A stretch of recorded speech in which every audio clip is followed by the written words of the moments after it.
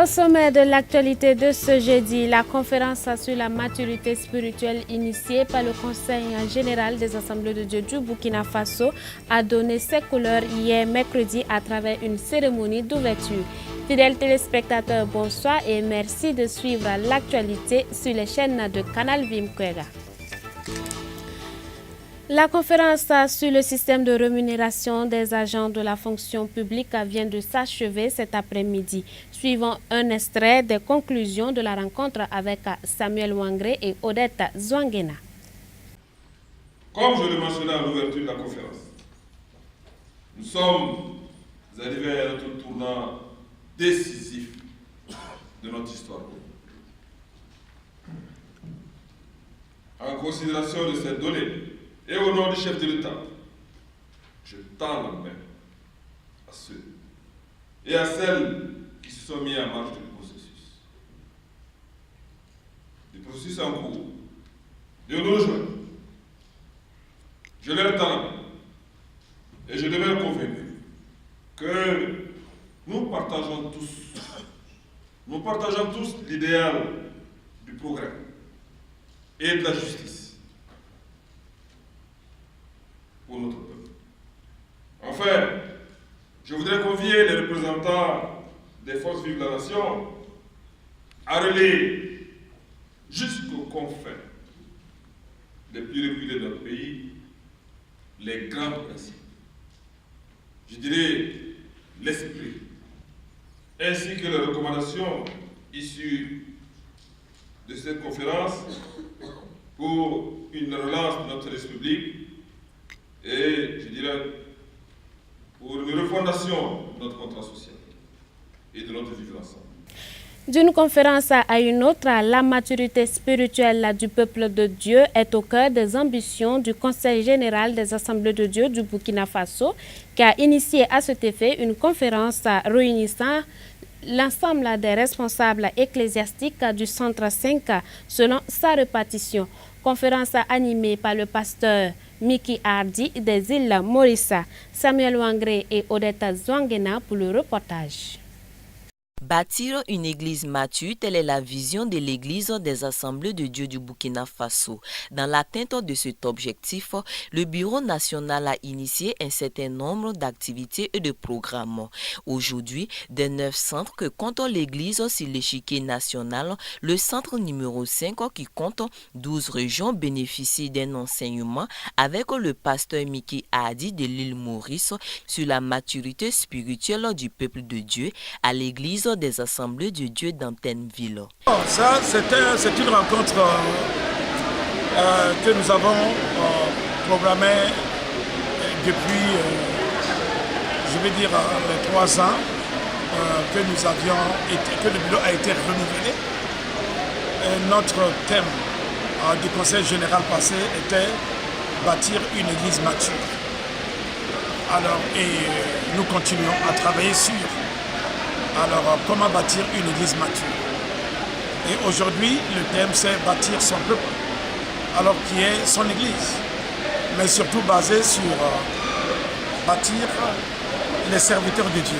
Espérer à une maturité des fidèles des églises suppose d'abord une maturité de ses responsables. C'est pourquoi cette conférence a ciblé les leaders d'église. Ce sont les deux qui construisent, les deux bâtisseurs de l'église. Le pasteur et le berger, les diacres, les diaconesses et les anciens, alors sont là pour supporter, pour aider, selon le choix du Seigneur. L'engouement reste à désirer et le premier responsable de l'Église nationale des Assemblées de Dieu du Burkina Faso d'interpeller l'ensemble des leaders des églises du centre numéro 5 a sorti massivement. Ce que je peux dire, ceux qui ne sont pas là, c'est dommage.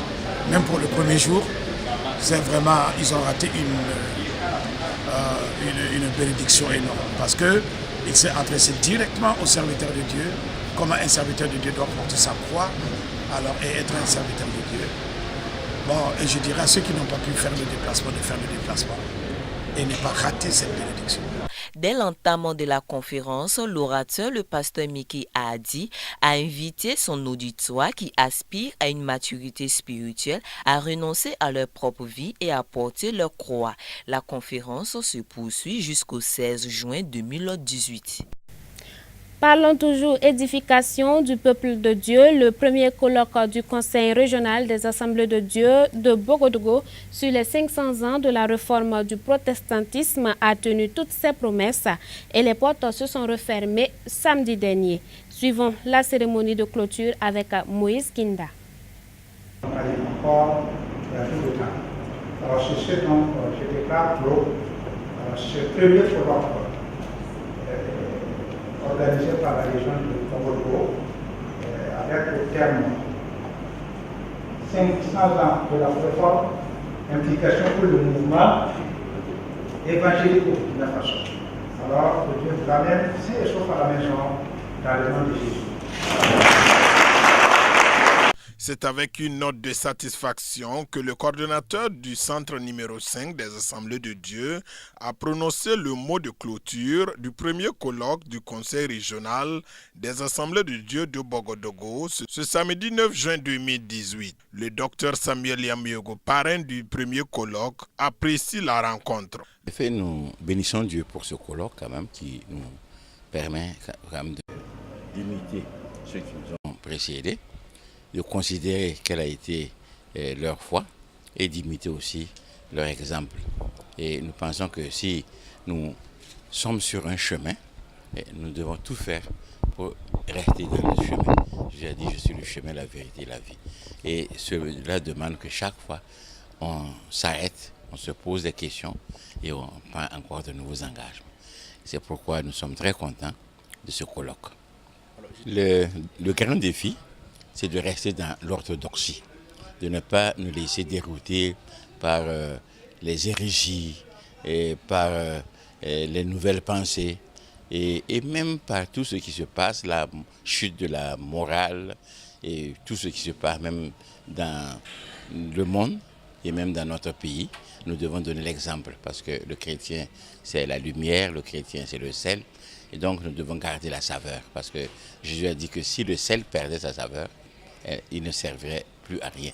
Donc nous devons garder la saveur, c'est-à-dire pouvoir rester dans l'orthodoxie de la parole de Dieu et pouvoir aussi enseigner cette parole-là à d'autres. Donner l'exemple, le chrétien doit donner l'exemple. L'ancien directeur pays de l'ONG Tirfon, qui a été l'un des conférenciers, revient sur le thème qu'il a eu à traiter. Ok, je pense que le thème qui m'a été confié, réforme éthique du travail et développement, c'est un thème d'actualité. Parce que souvent, surtout chez nous les évangéliques africains, nous nous sommes comportés comme si la foi, c'est dans l'église et puis c'est terminé. Alors que quand nous regardons l'histoire de la réforme, c'était pas seulement pour l'église. C'est vrai que les réformateurs voulaient changer l'église, mais finalement, ils ont changé toute la société. Et même quand nous regardons dans la parole de Dieu, l'exemple de notre Seigneur, il ne s'est pas contenté de prêcher dans les synagogues. Il s'est occupé des problèmes réels de son temps. Et donc, à la suite de notre Maître et à la suite des réformateurs, nous aussi, nous devons vivre notre foi de manière que ça déteinte sur les problèmes réels que vivent les gens de notre société. Et donc, parler de réforme éthique du travail et développement, pour moi, c'est important dans le contexte de la communauté évangélique du Burkina Faso pour prendre conscience que notre foi doit avoir des implications sociétales positives pour l'évolution de notre pays.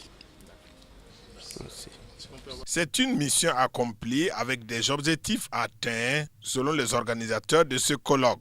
Alors, ce qui est ressorti, c'est que par rapport à la réforme, alors nous voyons que nous devons nous poser des questions pour voir comment les changements qu'il faut faire sur notre manière de vivre, notre manière de voir la Bible et notre manière de comprendre la Bible comme les réformateurs qui ont dit l'écriture seule, Jésus seul et rien que Jésus seul. Il ne doit pas avoir de mélange.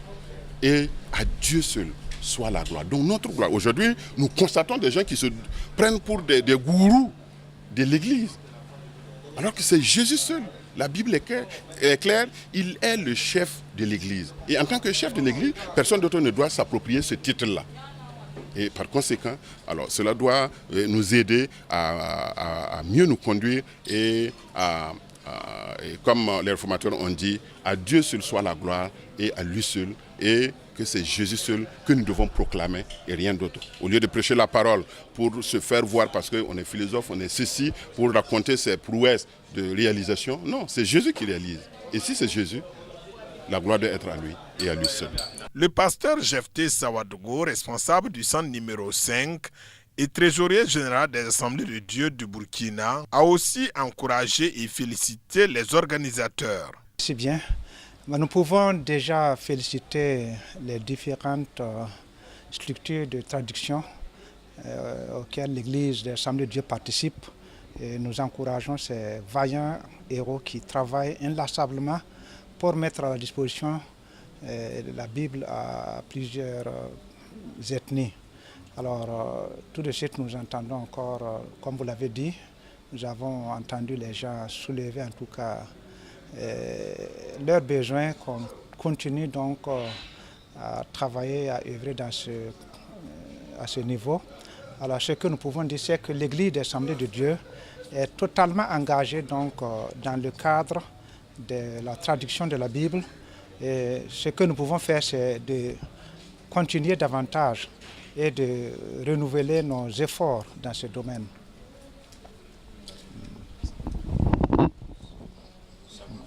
Ok, merci bien. Ok, merci. Rendez-vous est pris pour le deuxième colloque dans l'objectif de mieux outiller les responsables et leaders d'église.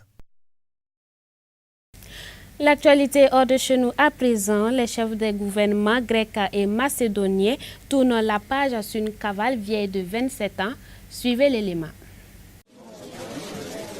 Ils ont le sourire, les chefs des gouvernements grecs et macédoniens ont mis fin à une querelle vieille de 27 ans. Alexis Tsipras et Zoran Zaev sont parvenus à un accord sur un nouveau nom pour l'ancienne République yougoslave de Macédoine. Elle s'appellera désormais la République de Macédoine du Nord, en macédonien Severnia Makedonia. Dans l'accord auquel nous sommes parvenus, il est signifié pour la première fois que nos voisins du Nord n'ont rien à voir avec la civilisation grecque antique de Macédoine et ne pourront prétendre à aucun lien avec elle à l'avenir. Si l'accord est ratifié, l'ancienne République yougoslave de Macédoine ne sera plus réduite à son simple acronyme. Elle pourra garder le nom de Macédoine, mais assorti d'une référence géographique.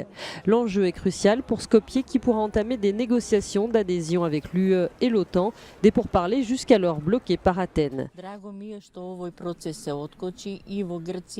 Je suis contente qu'on ait débloqué la situation à la fois en Grèce et en Macédoine. Mais je suis sceptique sur le fait que tout se passe comme prévu, car il y a du nationalisme dans les deux pays.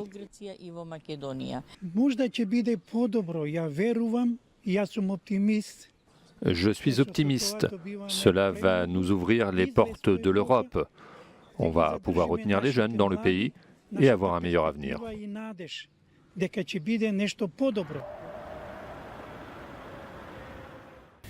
Et puis, vous l'aurez constaté, l'actualité internationale est marquée par la tenue de la 21e Coupe du Monde dont le coup d'envoi a été donné cet après-midi avec le match opposant l'Arabie Saoudite au pays organisateur, la Russie. Avec un score final de 5-0 pour les Russes. Néanmoins, suivant l'ambiance d'avant-match des supporters venus des quatre coins du monde. À l'image des Colombiens en grande forme, les supporters du monde entier sont arrivés en Russie pour le début de la Coupe du Monde. Sur la place du Manège, à Moscou, on chante ce jeudi dans toutes les langues, en espagnol, en arabe ou encore en anglais.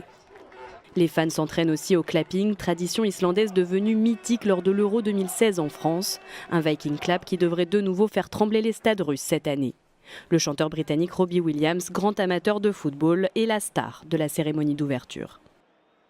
C'est super d'être ici, de rencontrer des gens, d'apprendre à les connaître, découvrir la culture. À chaque fois que je viens en Russie, je passe un bon moment. devant les 80 000 spectateurs. La scène du stade Loujnica accueillera également la célèbre soprano russe, Aïda Garifoulina. Même si la Russie aura du mal à égaler la ferveur du Brésil, pays organisateur il y a 4 ans, Vladimir Poutine mise d'ores et déjà sur une cérémonie grandiose pour marquer les esprits. Voilà, c'est tout pour l'essentiel de l'actualité de ce jeudi. Merci de nous avoir suivis.